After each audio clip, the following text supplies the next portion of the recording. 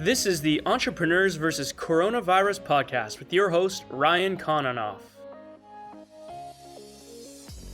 So if we didn't realize the importance of investing in technology 8 weeks ago, we certainly do now. Technology has surrounded us. Today, more than ever, we rely on it to communicate with friends and family. Our kids are using it to go to school. 100% of my staff are using it to do the same work they used to do in the office from home. We've onboarded new employees using it, and many of the businesses we've had on this show are thriving as a result of the investments they've made into tech. And so it goes without saying that our world would be a very different place if it wasn't for technology. My next guest, Benny Doro, founder and CEO of All Your Foods, is quick to give credit for his success to the technology investments he's made along the way. In fact, despite being in the food services industry, he really sees his business as a technology company.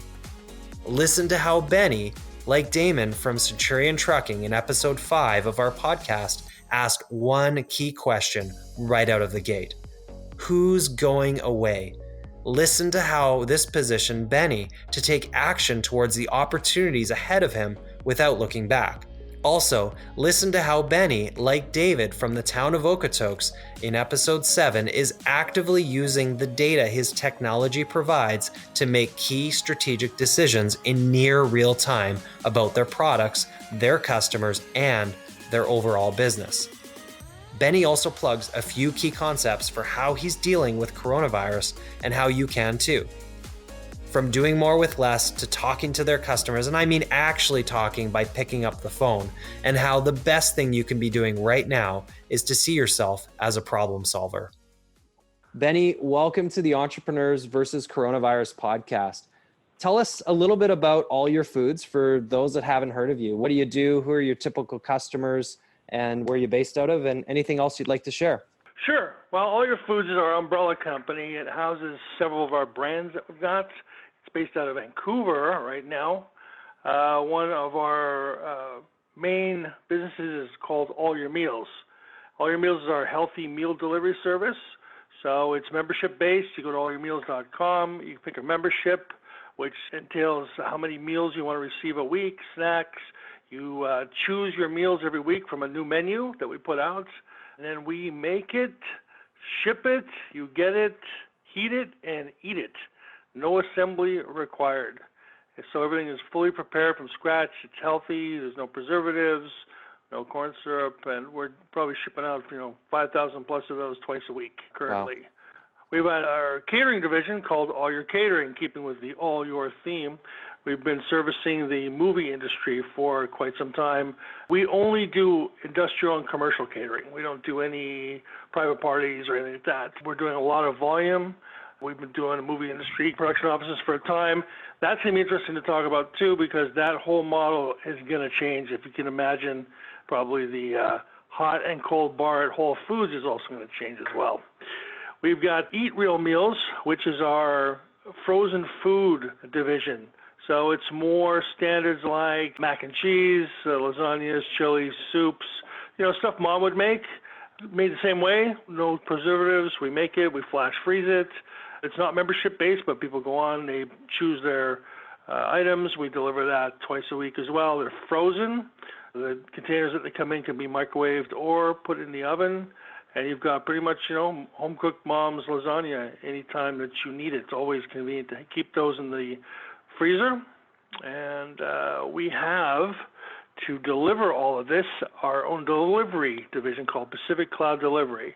We have our own fleet of reefer vehicles, so they're chilled and frozen vehicles to keep everything cold and frozen as we deliver. We're completely self-contained that way. We use some pretty interesting technology to keep an eye on our deliveries or the temperatures in the vehicles, where we're at, any kind of metrics that we need. So, at the end of the day, even though it's All Your Food, sounds like a food company, we're really a technology company, because technology runs everything that we do. And because we're dealing with a lot of numbers, like, you go to old school diner or Italian restaurant and they pull out the pad and paper, that's okay for 20 orders, but we're pushing through probably close to 10,000 individual orders a week right now. There's no way humanly possible that anybody's going to be able to keep track of that or organize all the different variances to the meals, delivery, modifications, allergies, change of ingredients. I mean, that's a lot of stuff. So our back end, which is proprietary built for us, handles everything that we've got pretty automated, right from someone putting an order in for their weekly meals to it sorting out how many of each we need to make, sorting out the kitchen list, the ingredient list that gets sent to the kitchen, to the procurement list of what needs to be ordered to come in. So we pretty much got it down to a science now. And that's across the board, right, with all our brands, with Eat Real Meals, all your catering, and Roaming Coffee as well. So Roaming Coffee is our coffee division. We have a Learjet of a Ford Transit that are outfitted with top-of-the-line espresso bars in them. They have 3-bin sinks, self-contained generators, water tanks, gray water tanks, filter systems. Basically, you can take one out in the middle of the forest and make coffee for 2 days straight on a tank of gas. That's mainly for all commercial applications. We do a lot of the refineries around here, a lot of big corporations where they want to treat the staff or they need to provide snacks and coffee for staff. So again, we can bring a lot of volume with the machines that we've got there, everything from the drip coffee, and of course we have our in-house bakeries, so we could bring fresh baked pastries, and we're doing that in mass volume too. Some of our things that we do for the coffee, we're doing up to 5,000 people at one shot, and they're getting coffee and a pastry within 15 minutes. So we got that figured out. So that's, in a nutshell, that's what All Your Foods is doing. Wow, that's remarkable. And all based out of Vancouver? Yeah, all based out of Vancouver right now. Okay. And so you talked a little bit about your revenue models. It sounds like you've got a mix of subscription-based or membership-based. Do you have any products that are sort of priced off the shelf or as is? Is that built into any sort of upselling throughout your checkout process, or is it all subscription-based? Yeah, it's all subscription-based. You can add extra meals or add extra snacks to the subscription-based model. Eat Real Meals is not subscription-based, so people are buying as they need, because frozen food can sit there for a while. Maybe they just want to order it once a month. Maybe they're having people over for a couple weeks and ordering more frequently. So that one we haven't moved to subscription. And everything else is pretty much ordered ahead of time, which is a benefit of the model that we have. Whereas a restaurant, you need to figure out, Saturday might be busy. We're going to have to get this many, lobsters in. And maybe it'll sell, maybe it won't. Everything that we do is pre-sold. So the memberships are sold, a week to 2 weeks ahead of time. So we already know what we need to buy and make for the members. Same with catering. Same with Eat Real Meals. We can keep a nice inventory in the freezers, so that'll get replaced as needed. That product isn't too hard to make on the fly. And, of course, Pacific Cloud Delivery, we have got a number of reefer vehicles in our fleet. So, yeah, pretty much everything is as is. Wow. And how long have you had this technology? How long have you been doing this? Technology's been around off and on for about 3.5 years. We've just upgraded it again the last year or so to sort of bring it to the scalability that we're going to want it to be. It's probably going to go through another change. We're starting to integrate that technology with some of the equipment that's available out there now for food production that actually talks. The equipment actually talks to the order system, so it actually knows how to set itself up and how thickness to cut things and so forth, and how much dressing needs to come out of the nozzle. It's really incredible what's taking place out there. Pretty soon it'll just be all robots putting together your stuff. I can see that coming around the corner. That's remarkable. And I think I know the answer to this, but what proportion of your business would you say is repeat business? I mean, so much of what you described is recurring, but even when you look at the one-time purchases, to some extent, I'm sure, you've got people just coming back once their freezers are empty. Yeah, well, the membership healthy meal delivery service, has a fairly healthy turnover. People are usually around for anywhere from 4 months to 2 years, right? Yeah. But we're getting good turnover there too. 10 leave, 20 come. Just kind of the life cycle of it. And, we have a marketing team on that. We do a lot of Facebook. We do a lot of social media. It's mostly where everything comes through. Eat Real Meals, it's more of the numbers. We don't even look at the sales of per person. We look at what the numbers are. We know we're making X amount of thousands of something per week, so we know those sales are there. It doesn't really matter who's bought them, and if there was a dip or there's an issue, our metrics would tell us why or where it came from, or maybe we changed something on the menu or there was something on the website or a message. We'd know to go back and be able to fix that. But we're pretty clear with our marketing. What you see is what you'll get. And how did you get into this business, Benny? I'm actually a investment banker and a rock and roller by trade, let's say, from my early days. So when I got bored with touring around the world with my rock bands, I was working with band Kiss for a while. I was actually managed by Paul Stanley for many years. I mean, I had a really exciting early part of my life doing that. But at the end of the day, it got boring. Playing in shows for 2 hours. What do you do the rest of the time? So I started putting together a company back in the day, and we became one of the largest technology companies in the 90s in Canada at one point. And that's kind of where I started all this. So along the path, I started incubating businesses and buying them, etc. And when I saw a trend in the market where things were going to go a few years ago, I thought, this is where things are headed. Like drive-through windows, especially spend time in America, which I spend most of my time.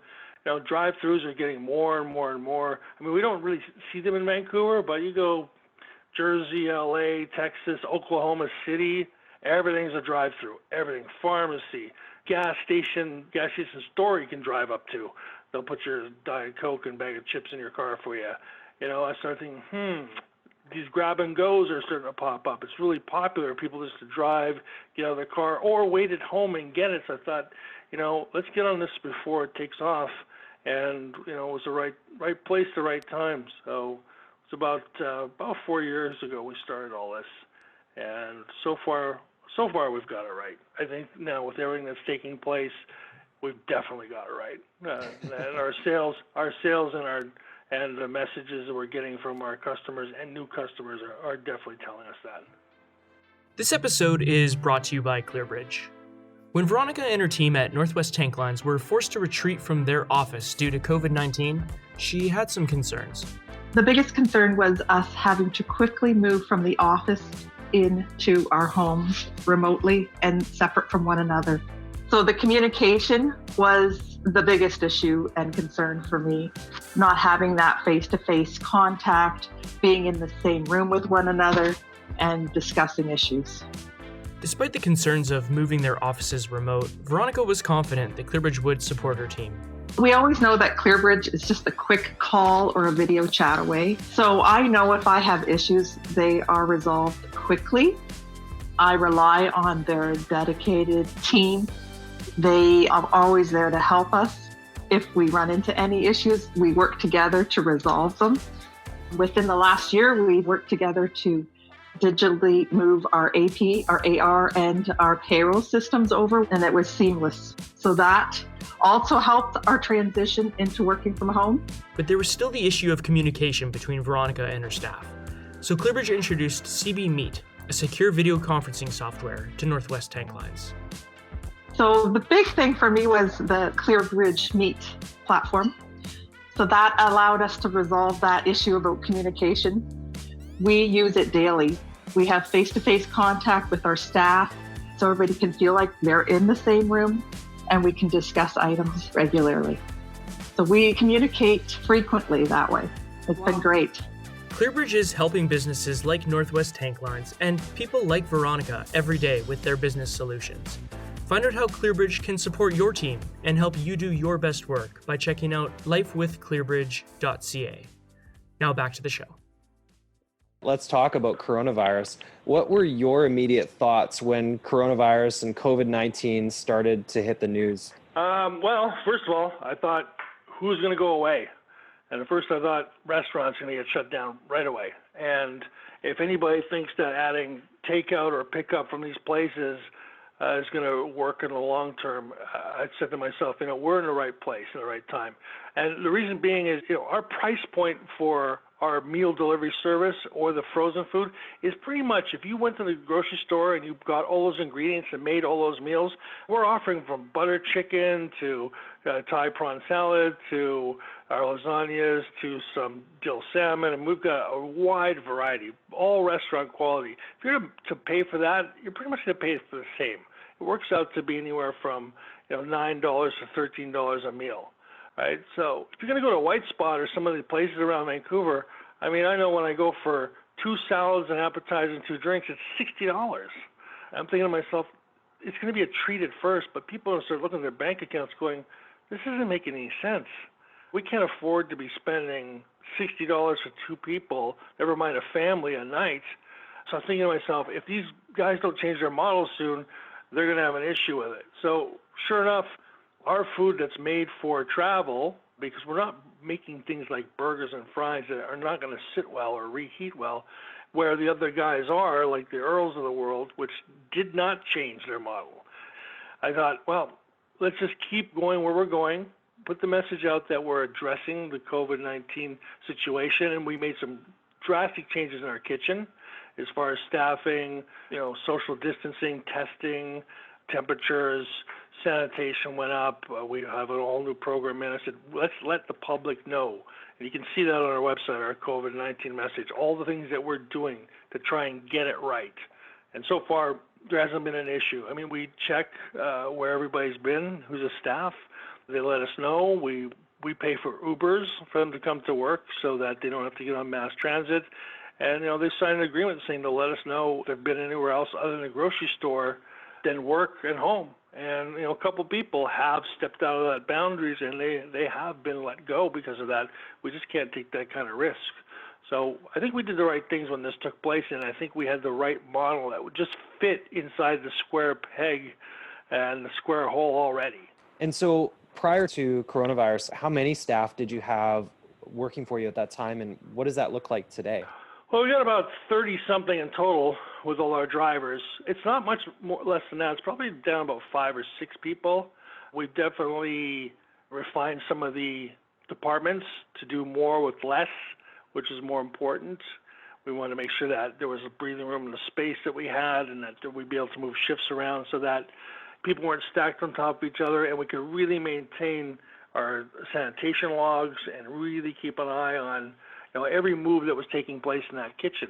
Because you got to figure, if all it takes is to get it wrong once, and you're going to pay for it for a long time, and we definitely don't want to put anybody in jeopardy, not our customers, not our staff, not the company. So before the crisis hit, what was your biggest challenge as a business at that time, and how has that changed throughout the course of the last 6 to 8 weeks? I think it's pretty much relegated to this town from my experience and what I'm hearing with staff. Nobody wanted to work. It was impossible to get people to come wash dishes. I mean, people were coming for interviews and they're like, I want $20 an hour to wash dishes. I'm like, how is this a possibility? How a business is going to survive with this? So we went through a lot of people, and sometimes they'd come and go, you know what? The guy across the street's going to pay me $22 to wash dishes. I'm like, how is this happening to us here, right? These people don't seem like, they're taking the bus to work. So that was a struggle for a long time. Now, we put an ad out. We get stacks of amazing resumes now from a lot of people that unfortunately don't have places to go back to anymore. And we're hoping, give some good people a home that they can come to, and hopefully that's going to come to an end too, and people be a little bit more enthusiastic about coming and getting jobs like we have to offer. It is definitely night and day what's happening here as opposed to some of the other parts of the country, and definitely in the United States. And so what would you pinpoint as your biggest challenge today that you're facing? Biggest challenge today is staying on top of our sanitation and our disinfecting and our log files and our accountability of the food. It's really important that we know who's touched what, who was responsible for that went into the bag. So if there was an issue, we can trace it right back to wherever it came from. So it's slowed things down a little bit, which is okay. It's more important to make sure we really double and triple check it. But as far as anything else goes, staff's been good now. Delivery is much easier because there's not many people on the road, which was a issue when doing deliveries in downtown Vancouver. We got pretty congested. That's why we use reefer vehicles. We just don't have ice packs in the thermal bags for our deliveries. It's actually sitting inside of a reefer that's at 4 Celsius. So it'll keep it fresh for days if needed be, if we're driving around the block. So now it's much easier now than it was. It's actually not a bad thing. And what's your delivery radius? Are you strictly focused on Vancouver, or do you deliver to surrounding cities as well? Yeah, we go everywhere. We go to White Rock, we go to Abbotsford, Chilliwack, Lions Bay, Delta, Tsawwassen, pretty much just about as far as you can get before Hope. Right on. Okay, so let's talk about revenues. I mean, you're providing an essential service to the communities that you serve. What has that looked like as far as revenues? Have you grown? Have you seen a surge in demand for your product and your subscription? And how has your technology managed the change over the last couple of months here? Well, technology's, it's, always has its hiccups, but it's done its job. Just like our delivery software, we use semi-proprietary software that allows us to route the vehicles, trace them, keep an eye on the metrics, the kilometers. It even monitors the health of the vehicle. It'll even tell us when there's an error code that's been thrown, if there's fuel's low. So that's been in our favor. That hasn't been a problem. There really hasn't been much as far as super growth, and we really had to put the brakes on that because we had an influx of business that could have come from a lot of memberships, or actually some companies that were really looking to get out of business and give us their members. And we thought to ourselves, the last thing we want to do is make a mistake, and we can't afford to do that. So we've kind of kept things where they are for the time being. We're poised for a growth spurt for sure, and we'll be ready for that once things loosen up a little bit. But for now, we're at a nice steady simmer, profitable. Everything's working well for now. So we're trying not to rock the boat and just keep with the status quo. And if this persists for 6 months, or there's talk about a second wave and what that might look like, we really don't know what the future looks like. But if what we're experiencing today around just social acceptance of going into grocery stores, restrictions within the kitchen and on deliveries, what do you see as your biggest challenge if what we're seeing today continues forward for some time? We've already started to map out what that would look like and what we would do for that. So we've managed to, let's say, convert our current kitchen and our current routines to fit in with social distancing and some of the new cleaning routines that we have. But if we were to, like I say, if we were to scale up the business, which we're waiting to do, we've got a plan B in place, and we'll be expanding to a second kitchen right away to keep that distance and also keep the accountability easy to trace. I mean, a lot of these production kitchens have a lot of people in a small place. If some of the meat packing places, there's a couple of companies that I know that we've gotten stuff for them before. I've gone into the room where they're trimming the meat. It's a 1,000 square foot room with 100 people in it, side by side, cutting, trimming, packing. That's not going to happen anymore, right? So in our kitchen, we used to have a tighter quarters and more people. Now it's less people spread out, and we've slowed things down a little to make sure we account for everything that we need to. So we will easily double our capacity if it's going to stay like this by firing off our second kitchen, which we already have acquired. We're just getting ready to ramp up and fire it up. And I know through some of the conversations I've had with other business leaders and other business owners, they've found that it's been hard to get people to come back to work. Are you finding that just socially people are a little bit more afraid or concerned about coming to work? What does that look like in your business, and how have you addressed it? Well, first of all, number one in our conversation with anybody, we first explain what we're doing to run our business in the current situation. So that puts their mind at ease. We have a stringent set of questions for them about where they are, where they've been, have they been tested, are they living alone? There's a lot of things factors that come in. We've had people that, hey, I'm a great line cook. I've got 4 roommates. And we're like, nope, right? You got basically 3 other people that are going to put you at risk, right now. We need to make sure we got people that say, listen, I'm at home, I'm professional, I go from my work to home, and I'm not going anywhere else after that to get food. So we've been pretty good with that. So what's next for all your meals or all your foods? Where do you see your greatest opportunities in all of this? Well, what has come out of the situation, which a lot of probably the general public doesn't really think about too much because they see what's in front of them, which is, my favorite restaurants maybe not coming back. We've seen some closures of some, our favorite coffee shops. What they don't see is that some of the food production companies, and there's two different kinds. There's the big guys that do 200,000 sandwiches a day. They get shipped out to gas stations and convenience stores across Canada and America. Then you got the small guy who does the artisanal quiches and meat pies and that. And then you've got us. Well, the small guy, usually they're tied to a couple restaurants or a couple cafes. When those restaurants shut down, they got shut down too. They had no place to put their product. There was nobody to buy it from them. If there was a big chain that really wanted to get a couple thousand units of, again, like a lasagna or a sandwich or a quiche, things that we make in-house in those numbers, they couldn't do it. So there's a lot of them gone out of business. So firing back up, we've been having a lot of calls from restaurants and cafes and some other food distributors are saying, listen, we used to get like 5 products from 5 different purveyors, small guys. We got some buttered chicken from these guys, frozen lasagnas from these guys. We got quiches from these, wedge sandwiches here. And one of the companies, because we have an agreement with them, I can mention them, is Spud. Those companies aren't around anymore now. They're like, listen, when we run out of inventory, company's not there to send us anymore. So we've managed to expand into doing white label of our products for some of the bigger food distribution companies that are around Vancouver, and we're getting more and more of those calls.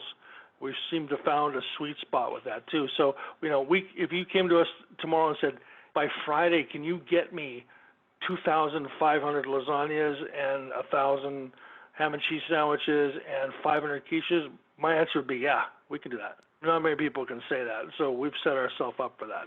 So it sounds like the message or the opportunity you're seeing is consolidation. Now, in your case, you're ready to take that on, but it sounds like that's really what you're seeing in the marketplace as an opportunity for businesses.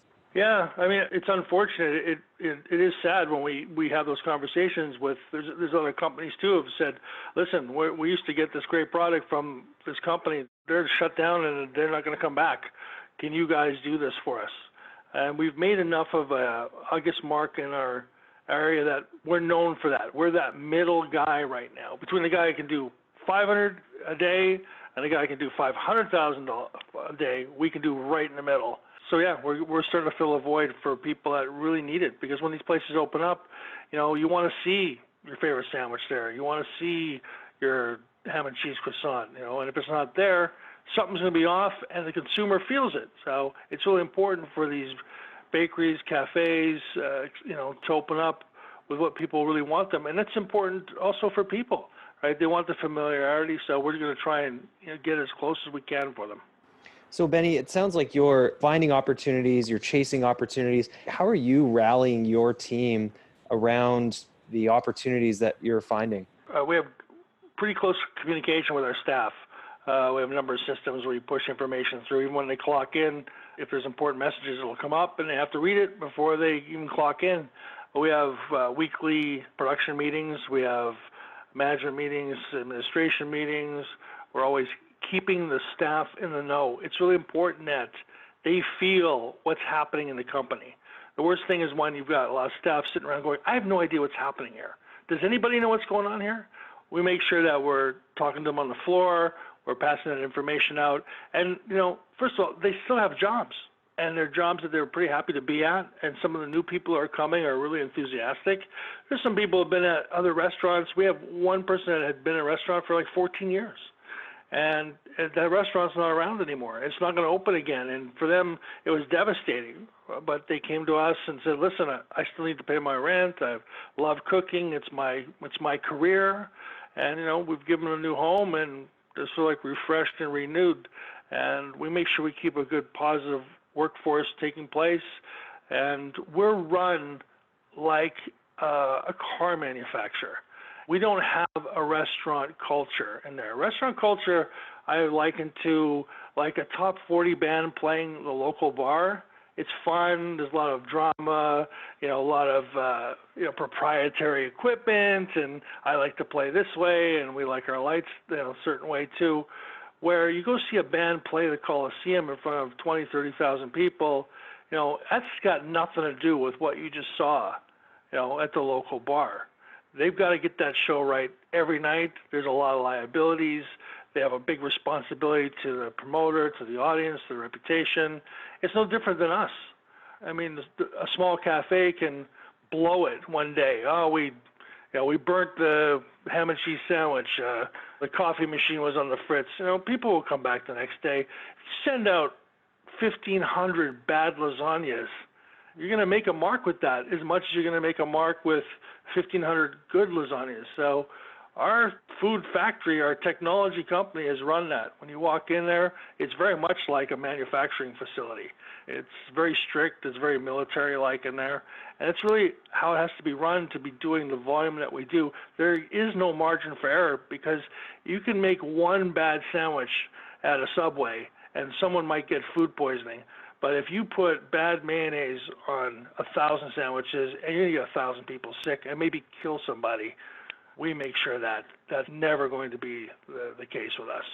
One of the common themes that I've seen across all the businesses that I've had the opportunity to interview and to speak with has been this idea right now of feedback and listening to your customers and being innovative and chasing after ways to do just that.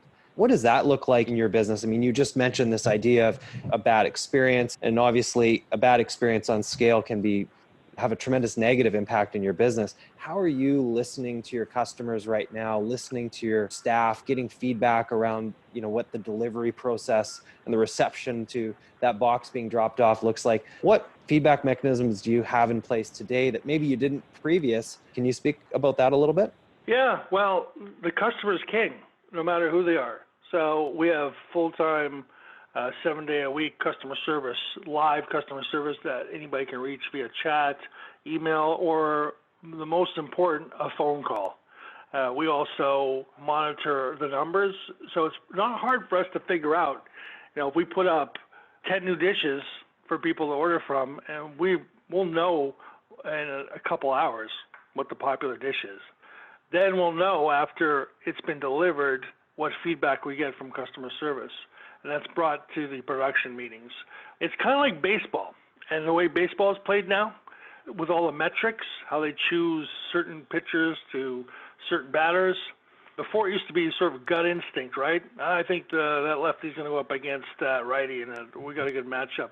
Now they're looking at the metrics. Well, how many times this guy struck out here? So we use a lot of that to make our choices, but at the same time, we use a little bit of our gut too. Like, what else is going out there? The numbers say this, but we're starting to see a lot of this type of flavor profile going out there.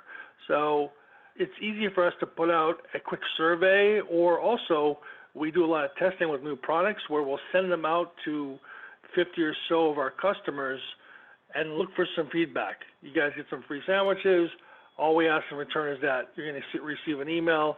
Let us know what you thought.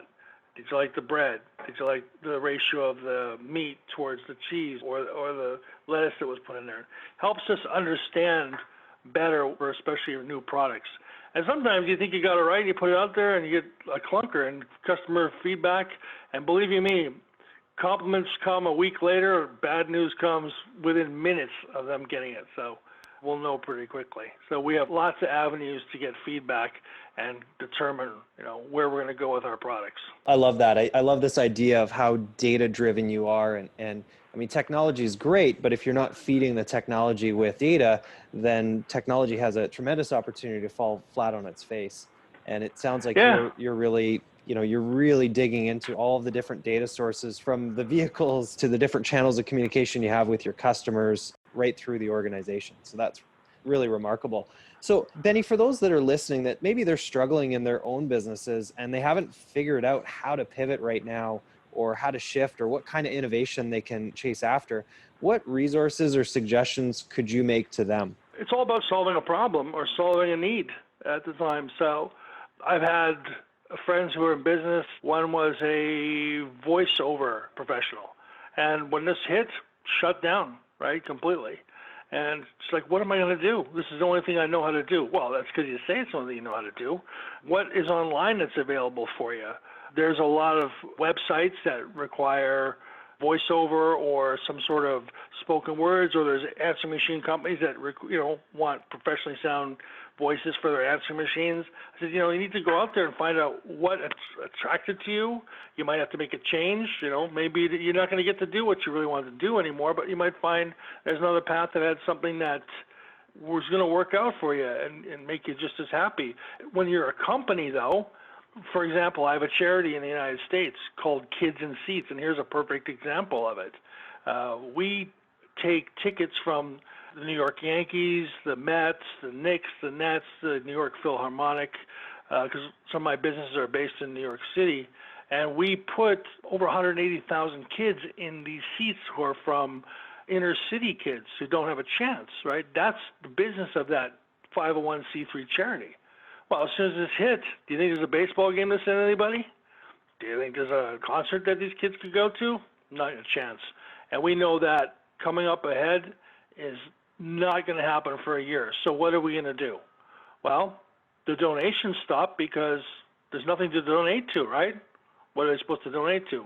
We have to quickly change our model, and whether it's a charity or a business, they're still businesses, right? We still file tax, maybe we don't pay as much tax because we're nonprofit, but we still file our taxes. We still have to do our paperwork just like any other business, and we're basically out of business. So we had a quick board meeting and said, what can we do? What is the need that's out there right now? Well, these kids are stuck now at the Boys and Girls Club. They're at different agencies that they don't get to get out and watch games anymore. They're not even getting out much. And they have no communication. So now we started a new initiative to get iPads and devices like that into their hands so they can watch some sports, stay in the know, keep that education going, have it as a reward, right? Where they don't get the iPad to have it all the time, but when these kids would get rewarded with tickets for good behavior to a New York Yankees game. And we weren't putting them in the nosebleeds. We're putting them, in the legend seats. Give them the chance of a lifetime, which would inspire them to do something good with their life. Now we're putting something together where they'll get an iPad to watch a movie or to watch a sporting event or a special show, which will allow them a little escape from their current situation. So we had to pivot to make it worthwhile, and now we've got, we got new things happening and new donations coming in for that to keep us going as an ongoing concern. Other than that, we'd be shut down. That's great. So the message I'm hearing from you is that there's always an opportunity there. You just need to look at it from a different angle and ask some great questions, like what you mentioned, like what can we do? What is the need? And how can we fulfill that need? Exactly. So if you're like a small bakery that just sold out of your bakery to the consumers and nobody else, maybe find out who's going to open up and who might want to have baked goods delivered for their business, right? Maybe you contact a couple of offices that are going to be having people come back to work and say, listen, we can offer breakfast croissants to you guys every morning. You'll sell more to one office with 100 people in it every morning. You will probably open for the first hour of your business. I mean, you might even find a silver lining out of it all. You need to be willing, though, to take that chance. You need to be willing to change. And if you don't change, you'll probably die.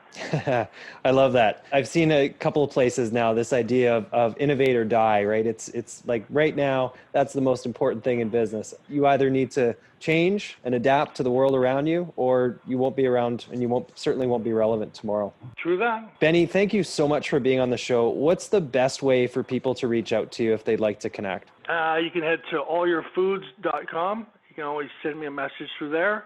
Or if you're interested in knowing a little bit more about what I do, and other facets of my life, and you can send a message through bennydoro.com. And once you go there, you can pick the business section. You can see the companies that we have, music.